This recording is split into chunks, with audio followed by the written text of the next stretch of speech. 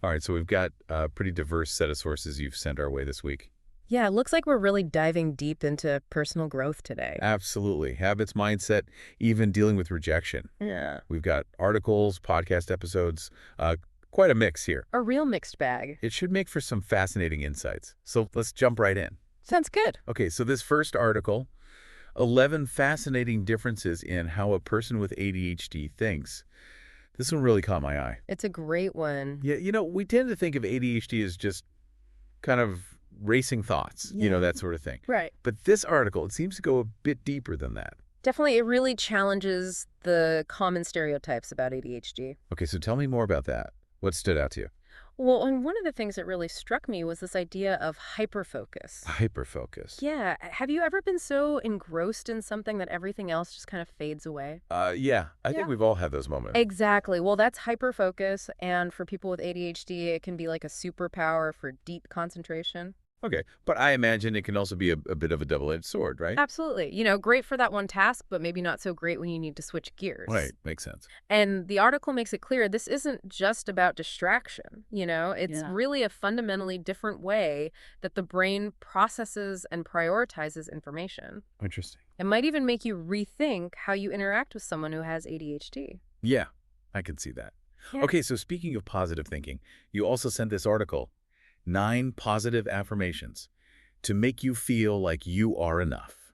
Ah, yes, the power of affirmations. Yeah, I'll admit, I can be a bit skeptical about affirmations sometimes. Yeah. Does just repeating positive statements actually make a difference? Well, it might sound simple, but there's actually a lot of research that suggests that it can be really effective. Oh, really? Yeah, think of it like training your brain. If you're constantly feeding it negative thoughts, it starts to believe them.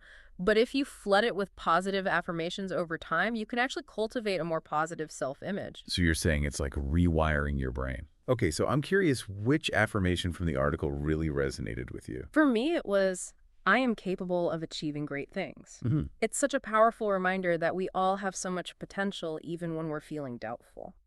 I like that one. Yeah. Okay, so speaking of potential and self-doubt, you sent over this podcast, episode 34478, Why I Couldn't Quit Smoking, and how I did the truth about free will.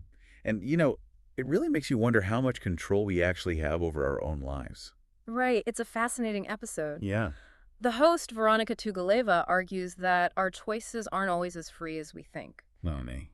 Well, she says that our decisions are heavily influenced by our subconscious beliefs and past experiences. Oh, so it's not so much about willpower, but more about understanding these underlying forces that are shaping our behavior. Exactly. And that awareness can actually be really empowering, Okay, so how? Well, let's say you're struggling to break a bad habit. If you understand why you're struggling, you can start to address the root cause, not just the symptom. That's interesting. It's not about denying free will, but it's about acknowledging its limits. It makes you wonder, what habits have WEs struggled to break?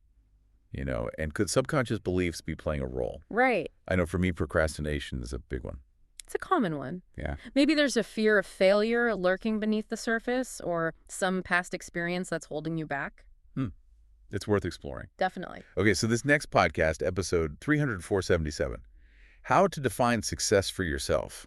No, but really, this one really ties into what we were just talking about. It does. Are we chasing society's definition of success, or are we defining it for ourselves? That's the big question. Yeah.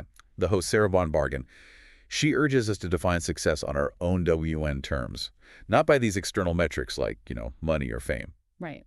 It's about aligning your goals with your values and living a life that feels authentic to you. Exactly. That really resonates with me. We're bombarded with these messages about what success should look like, but it's such a personal thing. It is. So how do we uncover our own definition of success? Well, Von Bergen suggests asking yourself some key questions. Yeah.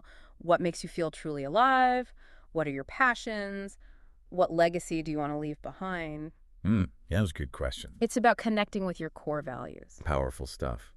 Okay, so even when you are living authentically, pursuing your passions, you're inevitably going to face rejection along the way. It's part of life. Yeah, you even included an article about that 20 little things to remember when rejection hurts you. Right. Rejection is inevitable and it can really sting. It can, even when it's something small. Yeah, it can feel like a personal attack even when it's not. Exactly. But this article offers some really helpful reframes. It reminds us that rejection isn't always about us. Okay, meaning. Well, it might be a matter of fit or timing or a million other Like, factors. there's this quote from the article that I found really comforting. Rejection teaches you how to reject what's not right for you. Ooh, that's a good one. Yeah, it's such a powerful shift in perspective. It is. Rejection can be a guide, helping us to clarify our own values and desires. It can point us towards the paths that are truly meant for us. Wow, this deep dive is already giving me a lot to think about, and we've only just scratched the surface. I know, right? There's so much more to explore in these sources. We've got a lot more ground to cover. Definitely.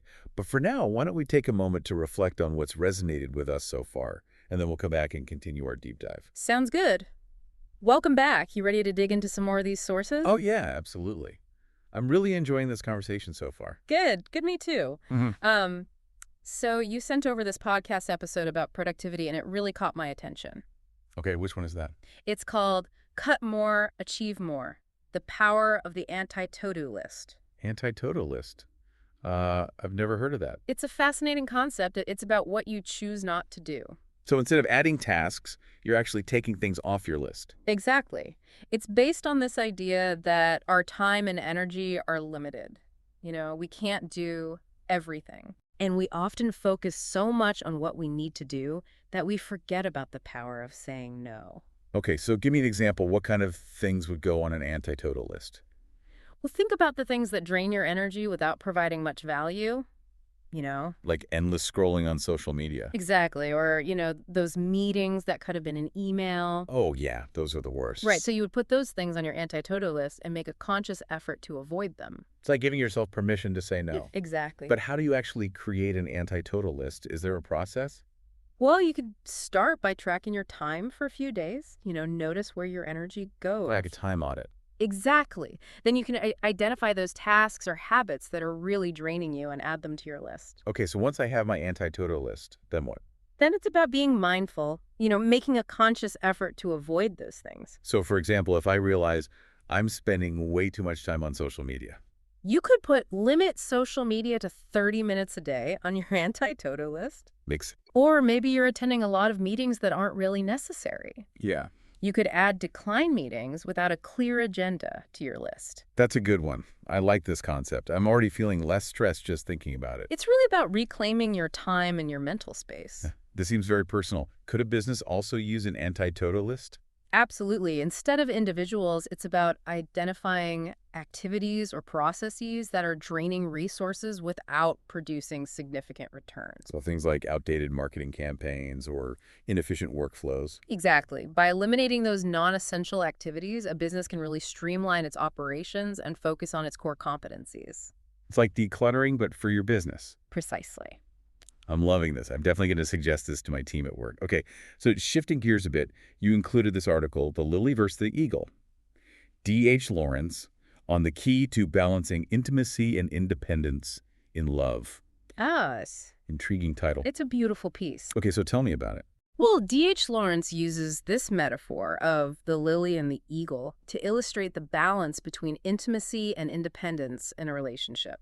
Okay, I'm picturing a lily and an eagle, but I'm not quite seeing the connection to relationships. Well, think about it. The lily, with its delicate beauty and need for nurturing it, represents the feminine principle of receptivity and intimacy. Okay. And the eagle, soaring high above the earth, it embodies the masculine principle of independence and freedom. Okay, I see where you're going with this. Lawrence argues that both of these principles are essential for a fulfilling partnership. So it's not about one person being dominant and the other's submissive. No, not at all. It's about finding that sweet spot where both partners can thrive individually and together. It's like a dance between closeness and autonomy. Exactly. And that dance might look different for every couple. Such a beautiful way to think about it. It is, isn't it? Yeah, it's not about merging into one being, but complementing and supporting each other's growth. Okay, so speaking of growth, you also sent over this article, Your Soul is a Blue Marble. How to See with an Astronaut's Eyes. And I have to admit the title really grabbed my attention. It's a thought-provoking one. Okay, so what's this one about? Well, it explores this profound shift in perspective that astronauts experience when they see Earth from space. You mean the overview effect? Exactly. They suddenly see Earth as this one interconnected whole, no borders, no divisions, just this beautiful blue marble floating in the vastness of space. It's pretty humbling, isn't it? It is. They realize that we're all part of something much bigger than ourselves. We're all sharing this fragile planet. So the article is encouraging us to cultivate that astronaut's perspective even without going to space. Exactly. Okay, but how do we do that? Well, it starts with consciously shifting our thinking. Instead of getting lost in our own little bubbles, we try to see the bigger picture. Yeah. We try to recognize the interconnectedness of all things and how our actions impact others. Even small acts of kindness can make a difference. Exactly. And on the flip side, negativity can spread too, Wow, this is powerful stuff. It is, and it's especially important now with all the global challenges we're facing. It's a reminder that we're all in this together. This deep dive is really living up to its name. Mm. We're exploring some seriously profound concepts today. We are. And we've still got a few more sources to unpack. We do. Why don't we take a short break here, and then we'll come back and delve into even more fascinating insights. Okay, so let's wrap up this deep dive. We've covered so much ground today, from ADHD to relationships, even the astronaut's perspective. What else have you got for me? Well, you included a few sources about success and leadership, and there was this podcast episode that I thought was particularly insightful. Okay, which one? It's called Your Business Deserves Better with Tanya Akamenko. Okay, I'm always up for some business insights. So what was the main takeaway from that one? Well, Akamenko really emphasizes the importance of financial clarity for entrepreneurs. She argues that a lot of business owners struggle because they just don't have a solid grasp of their finances. Makes sense. It's not just about making money, but also about managing it effectively. Exactly. She offers some really practical tips on bookkeeping, taxes, financial planning. It's about being proactive and informed. So it's about taking control of your financial destiny. Precisely. I like that. Okay, so you also sent this article, Overcoming PTSD Together with Faith and Love with Ann Smith. And I have to say, it's a pretty powerful story. It is. It's quite moving. So tell me about it. Well, Ann Smith shares her personal journey of healing from PTSD after a traumatic event. Okay. It actually happened just days after her wedding, so it really turned her life upside down. Oh, wow. That's heartbreaking. Yeah, she had to find a way to cope with the emotional aftermath. So what helped her through such a difficult time? Well, her faith played a big role, and also the love and support of her community. It's a reminder that even in the darkest of times, hope and support can make all the difference. It really can. Okay, so on a lighter note, you included this article about brain training games. 11 memory games that make brain training fun and easy. And I have to say, I could definitely use a mental workout. Me too. So what are some of the games they recommend? Oh, they cover a wide range, everything from classic card games like Concentration to online brain training apps. So there's something for everyone. Exactly, and it really emphasizes that learning should be enjoyable. I like that. Okay, so speaking of expanding your mind, you sent this list of philosophy podcasts, 25 best philosophy podcasts that will broaden your mind. And as you know, I'm a big podcast fan. I know you are. So what kind of topics do these podcasts cover? Oh, they delve into some really big questions, the meaning of life, the nature of reality, ethics, that sort of thing. Oh, wow. Deep stuff. It is, but they present it in a way that's really accessible and engaging, even if you're new to philosophy. Definitely got to check some of those out. Now, for something a bit more practical, we've got this article about data strategy. Is your data strategy holding you back? Here's how consulting options can propel you forward. And, data is everywhere these days, but it's not always clear how to use it effectively. Right. Well, this article stresses the importance of having a solid data strategy for businesses. Okay. They say a lot of companies are sitting on a goldmine of data, but they're not really using it to its full potential. So it's not just about collecting data, it's about analyzing it and extracting meaningful insights. Exactly. And the article explores some different consulting options that can help businesses develop a data strategy that aligns with their specific goals. Sounds like a smart move for companies that are serious about growth. Mm. Okay, so last but not least, you included this article about an escape room. An escape room inspired by famous films feel like a cinematic hero. And, I've always wanted to try an escape room. This one sounds really fun. So tell me about it. Well, it's designed around famous films, so you get to step into the world of your favorite movies and, solve puzzles alongside iconic characters. That sounds amazing. I'm Yeah. definitely adding that to my bucket list. It sounds like a great time. Well, it looks like we've reached the end of our deep dive, and we've covered an incredible range of topics today, from personal growth to business strategies, even a bit of philosophy and fun. We really have. It's been quite a journey. It has. I hope this deep dive has given our listeners some valuable insights and maybe sparked some new ideas. I hope so too. And, you know, personal growth is an ongoing process, so keep exploring, keep learning, and never stop striving to be the best version of yourself. That's a great message to end on. Thanks for joining us on this deep dive. Thanks for having me.